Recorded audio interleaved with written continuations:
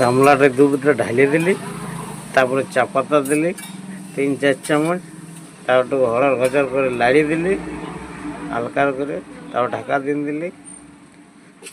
তারপরে ঢাকাটা উঠাই দেখছি, আর একটু লাড়িয়ে দিলে হড়ার ঘচর করে। কি বানাইছ?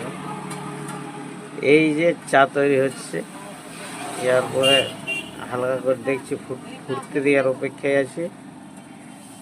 তুই বানাইছিস কি? ফুটে গেল,